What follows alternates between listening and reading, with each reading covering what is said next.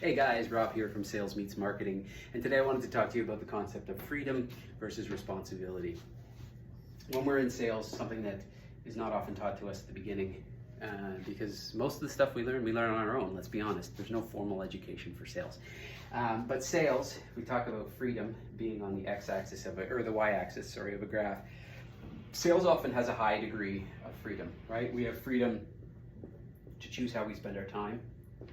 We have freedom to choose how we deliver our sales pitch, call it a script. And thank you to my daughter for letting me use her whiteboard today. We often have freedom when it comes to expenses, right? Expenses. Because we often have an expense account to entertain customers, for gas, for food, for hotels, all that kind of stuff, right? All of these things, we have the ability to choose how much or how little we use them and how we spend, our time and what we do with it. But the corresponding responsibility is something that we often don't spend much time thinking about. Now, if you were to say that it was perfectly balanced between freedom and responsibility, then the line would look something like that on this graph. And what happens is, if we start to take advantage of the freedoms available to us. For example, no one's going to tell you to make 10 sales presentations a day necessarily, or make 30 cold calls a week, or whatever it may be. And so you may choose to only work 10 hours a week. That's going to end up right here. And the problem with that is that you won't hit your results.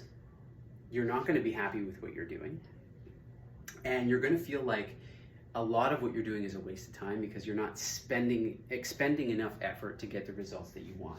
Conversely, if you spend your time way over here with doing all the most responsible things and not enjoying any of the freedoms, then you're going to get burnt out, you're going to be resentful. So things like, maybe you're trying to spend the least amount you possibly can, and so you're driving the cheapest car, the one that's the best on gas, and you absolutely hate being in it and on the road because it's falling apart. Or you're keeping your lunch expenses so low that you despise even eating because you're trying to spend $8 on lunch instead of a decent, high quality, nutritious meal that might cost $20, for example, both of which would be permissible by your expense policy.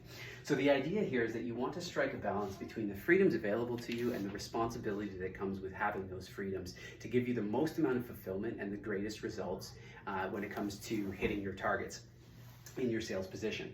And so that might mean, on a Friday afternoon, you can ditch out early because no one's going to say anything. You can go watch your kid's hockey game or go to a concert or take your wife out on a date or your husband or partner, whatever it may be.